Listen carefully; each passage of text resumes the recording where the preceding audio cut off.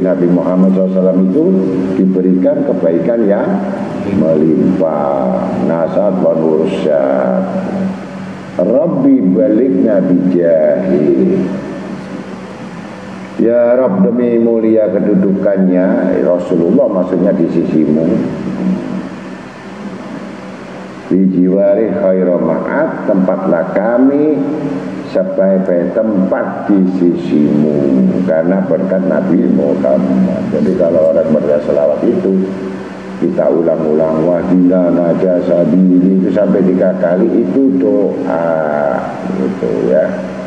Artinya tadi supaya dapat petunjuk jalan yang benar, agar dapat memperoleh kebahagiaan yang banyak. Nursyad itu banyak. Ada yang bahagia cuma sedikit ya. Misalkan keadaan habis kumpul istri, habis itu berantem gara-gara belanja tidak dikasih. Itu namanya kebahagiaan sementara. Tapi kalau namanya bahagia itu tidak seperti itu ya. Begitu keluar sudah dapatkan kesenangan, di dalam kesenangan, ibadah kesenangan ya. Begitu ibadah dzikir senang-senang, semua senang. Nggak ada orang iman tidak senang. Ini nggak berantem terus ya. Bangun tidur merengut, pamit merengut ya. Itu pokoknya pulang juga ya merengut, nggak pulang salah gitu. Itu namanya bahagianya marmut. Tahu bahagianya marmut ya, kan kelihatannya tuh seneng marmut tuh, tapi mermut dia. Jadi kalau mau ketemu istrinya itu lewat belakang itu marmut. Nah makanya rumput itu cantik-cantik yang namanya marmut itu, iya kan, putih-putih gitu. Tapi ya gitu, penyakitnya itu nggak pernah gembira, ketemu sama orang merengut, salaman sama orang merengut, pokoknya nggak ada mukanya yang seneng tuh, nggak ada, muka masam, tahu? Itu jangan dideketin, jangan dideketin muka-muka yang, nah itu bahaya ya. Jadi kalau ketemu orang itu nggak ada, karena orang yang nggak punya saja ketemu orang senyum aja sedekah gitu. Maka untuk menjaga keadaan diri, keadaan ahwal, jadi ahwal ini keadaan diri, bagaimana keadaan kita ini supaya kita ini bisa terus melangkah, namanya ribat. Melangkah itu artinya menjaga pasukan depan tuh. Itu yang dikuatkan akal itu. Kuatkanlah dulu akalmu ketika kamu mendengar nasihat. Begitu kuat akalmu baru kamu melaksanakan ibadatmu.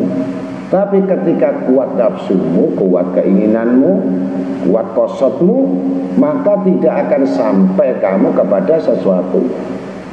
apa yang diinginkan. Dia gugur dan patah di tengah itu.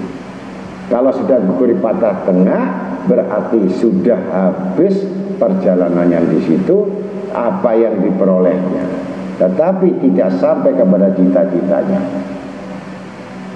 Itulah ketika Sayyidina Ibrahim Adham menuju kepada satu jalan Allah, modalnya apa? Yang pertama yakin.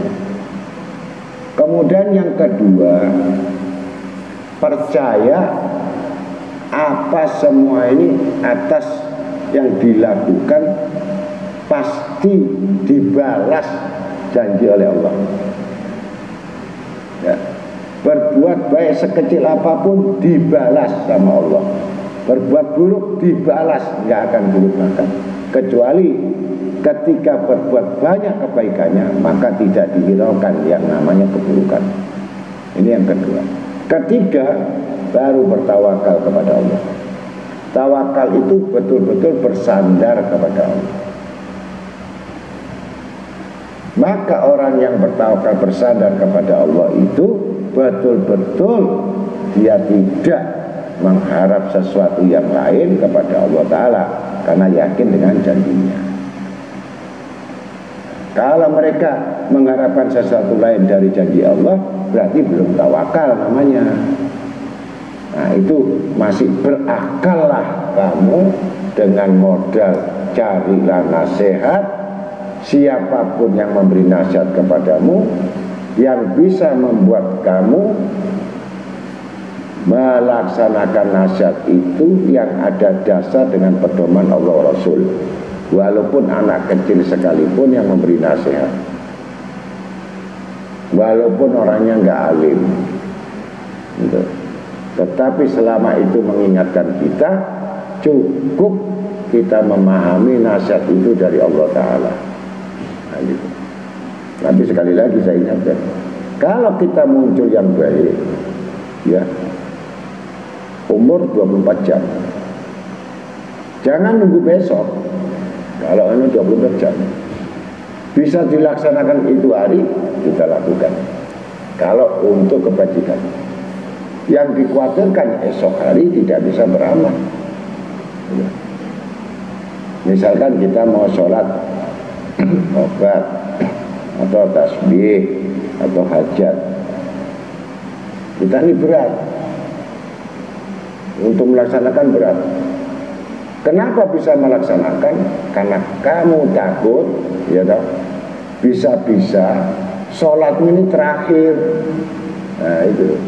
Jadi supaya kuat itu katakan, jangan-jangan ini sholat saya terakhir, saya nggak bisa sholat besok. Nah, itu orang-orang yang sudah takut kepada Allah, takut mati. Ini takut mati, bukan minta mati, ya. Nah, itu dalam sholat. Kalau segi beramal, sekecil apapun, segerakanlah. Maka hari itu adalah 3 hari, kemudian waktu adalah 3 waktu, kesempatan pun ada 3, semua diletakkan 3. Hari yang kemarin itu adalah hari yang sudah lenyap, hari yang sudah hilang, waktu yang hilang, kesempatan yang hilang, tinggal hari ini, tinggal jam 6 pagi, sudah besok. Kita dapat apa malam hari ini? Kita dapat untung apa kesempatan ini, waktu ini? Besok sudah lain. Kalau kita hari ini bisa, yaitu tadi orang yang beruntung, dia diberikan waktu, diisi, ya, mendengar nasihat, baca manakib, baca sholawat, baca zikir, baca apa saja, semua dicatat oleh Allah, maka masuklah hari ini adalah hari keberuntungan. Esok hari adalah hari yang kita tidak tahu menemui atau tidak. Kita cuma berharap agar perbuatan malam ini, perbuatan kita hari ini, maka dicatat besok. Harapan adalah upah daripada amal hari ini. Itu harapannya. Jadi besok makanya rajin-rajinlah ibadah, rajin-rajinlah ngerjakan sholat sunnah, rajin-rajinlah berzikir, rajin-rajinlah untuk datang di majelis.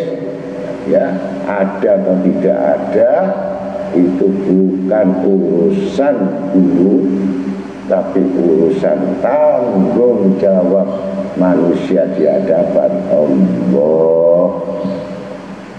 Gitu. Walaupun di belakang, walaupun di depan, walaupun di dapur, walaupun yang di pos, walaupun yang di mana saja, tidak akan terlepas, semua dalam pengawasan Allah. Asal masuk dalam lingkungan dan mengatakan kami ngambil berkah, namanya tabaruk. Semua ngambil berkah dia dapat walaupun gak kelihatan.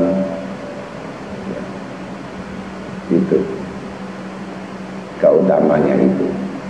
Maka dengan demikian bahwa orang yang datang itu pasti mendapatkan satu rahmat dari Allah itu. Kalau tidak, ya itu. Ya. Maka untuk mengingatkan itu, saya sekali lagi hanya mengatakan hati-hatilah dengan umurmu yang semakin berkurang.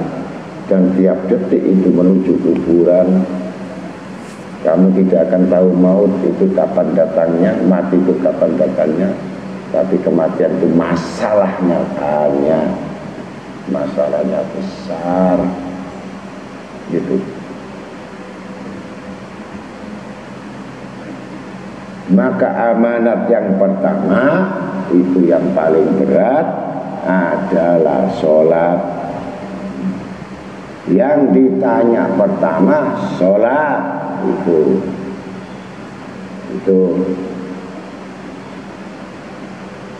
kalau sholatnya buruk, puasanya jadi buruk, zakatnya buruk, hajinya buruk, perbuatannya buruk, semua amalnya buruk karena sholatnya buruk. Jadi untuk memperbaiki semua amal itu adalah sholatnya yang diperbaiki, bukan sudahnya. Sholat wajibnya berantakan, ya. Sholat wajibnya itu nggak pernah khusyuk. Kemudian amalan sunnah dikuat-kuatin, sholawat rame, ya.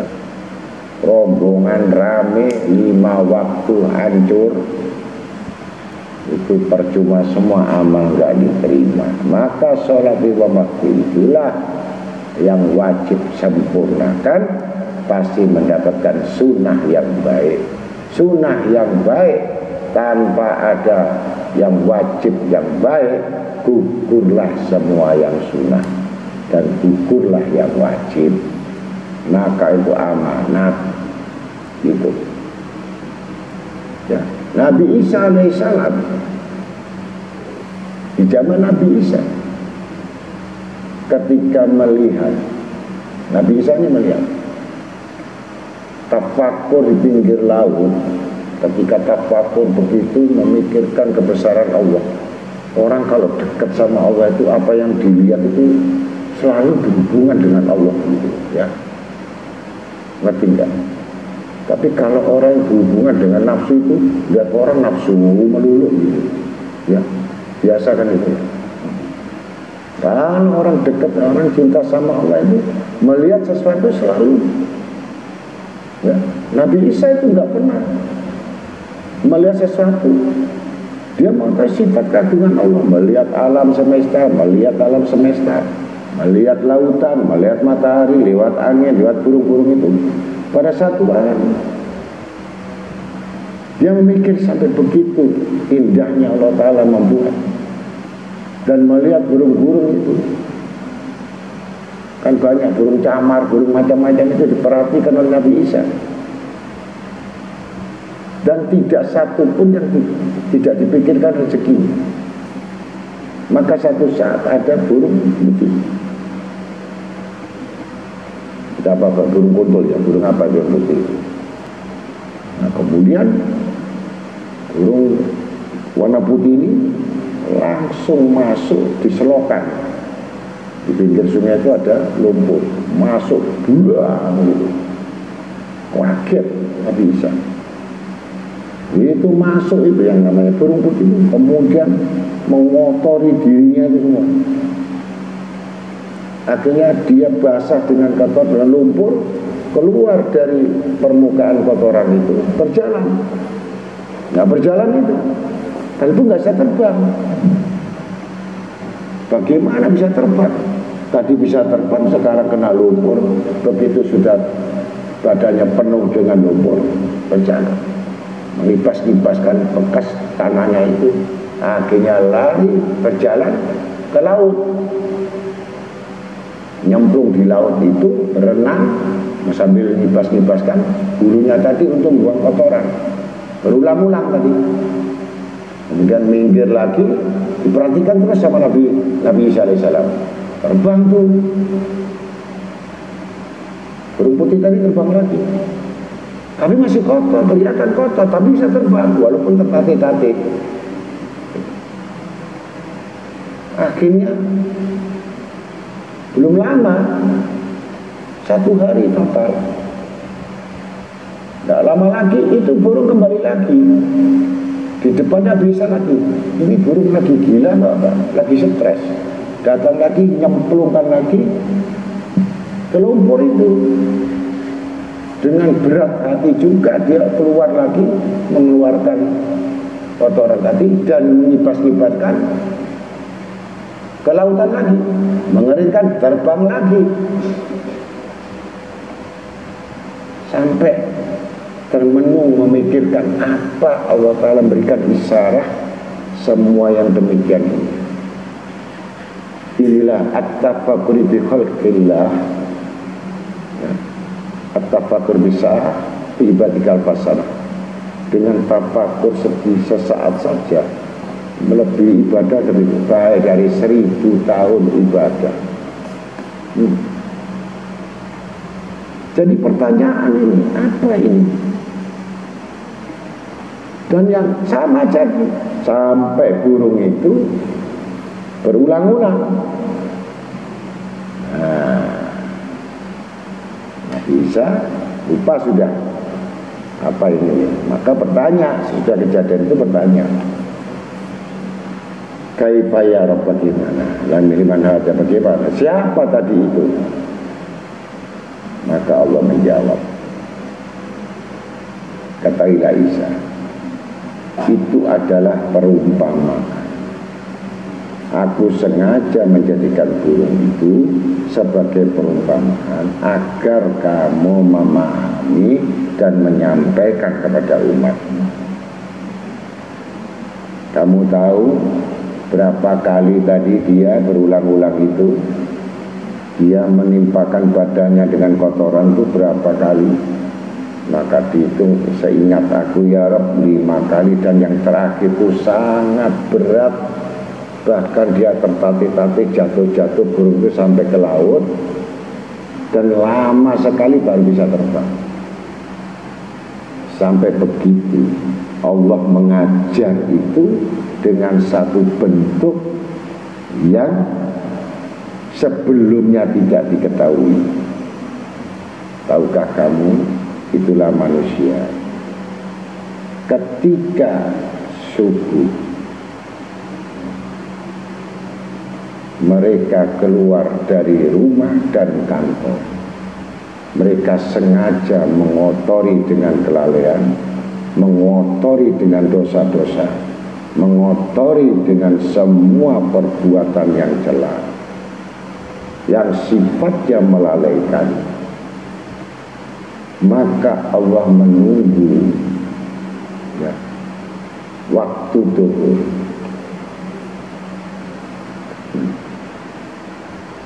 Jadi siang hari. Maka ibarat tadi yang burung putih itu sudah terbang, tapi duhur sudah banyak kotoran, banyak dosa, banyak kesalahan, banyak kelalaian, banyak maksiat. Maka di situ Allah perintahkan burung tadi, diibaratkan tadi yang putih tadi, sengaja mengotori kotoran itu sengaja. Maka sangat beratlah untuk mencuci dosa-dosa itu dengan cara mengibas-ngibaskan badannya tidak sanggup, kemudian berjalan pun tidak sanggup. Ternyata dia dengan terpaksa akhirnya nyemplung dalam lautan untuk mengibas-ngibaskan agar kembali bulunya putih. Ternyata bulu tidak bisa putih. Maka harusnya manusia itu fitrah putih karena dosa-dosanya menjadi kotor. Itu pun sangat lama, kemudian bisa terbang lagi. Ya. Yang sudah kotor ini terbang lagi, tidak sempurna putihnya, habis kena lumpur. Itu manusia. Kemudian duhur ke asar, waktunya singkat, dari 2 jam lalai lagi, sibuk lagi, mikir dunia lagi, mikir isi perut lagi, mikir, nggak ada yang mikir nanti asar saya mati, nggak ada. Langsung terjun lagi burung tadi, masuk nyemplung lagi di kotoran. Sengaja tadi nyemplung lagi, merangkak lagi. Sampai begitu selanjutnya terbang lagi, tapi dengan payah. Asar ke maghrib nggak ada 2 jam lagi, manusia masih bermaksiat. Sampai diturunkan wal asri innal insana lafi khusrin innal ladzina amanu wa amilus solihati wa tawassaw bis haqq wa tawassaw bis sabr. Wal asri, demi asar akeh wong gak sembahyang. Jadi nggak sholat,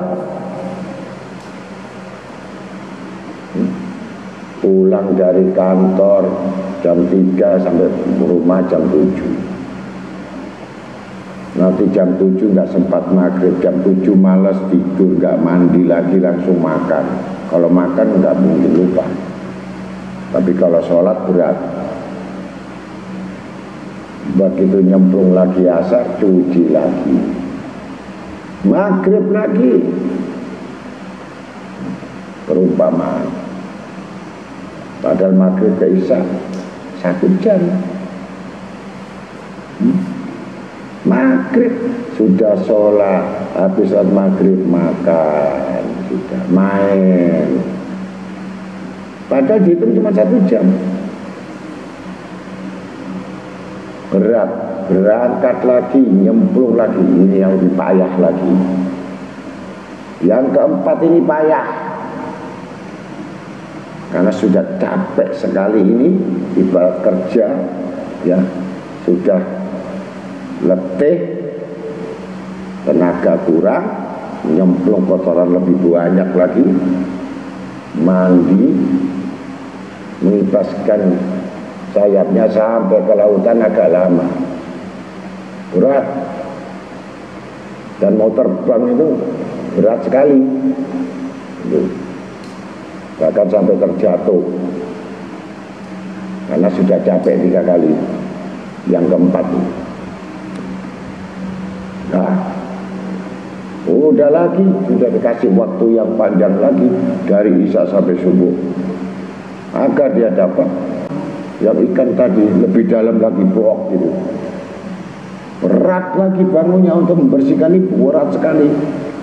Udah tadi pertama udah kotor, kotori lagi, makin lengket tuh. Untung nggak jadi fosil itu sayapnya. Akhirnya sampai dikibas-kibaskan di lautan itu, jatuh lagi. Begitu mau terbang jatuh lagi, jatuh lagi, sampai ketiga kali baru bisa mengibaskan air lagi. Itu. Maka hikmahnya itu apa ya Isa? kata Allah Ta'ala, itulah orang-orang yang memegang amanat, bahwa amal yang paling berat adalah sholat. Nah, amal yang paling sholat yang paling berat. Dan yang paling berat bagi orang munafik itu adalah sholat isya dan sholat subuh. Kalau sudah sholat isya berat, sudah katakan bahwa saya sudah kena penyakit munafik. Begitu kamu sholat subuh berat, bahwa saya sudah kena penyakit munafik. Mau tidak mau, sadar atau tidak sadar, suka tidak suka, bahwa kalian yang sudah memiliki sifat isya itu berat, subuh berat, berarti sudah penyakit itu tidak akan hilang selama-lamanya. Kalau tidak disadari hari ini, tidak ada yang memberatkan bagi orang munafik kecuali mengerjakan sholat isya dan subuh.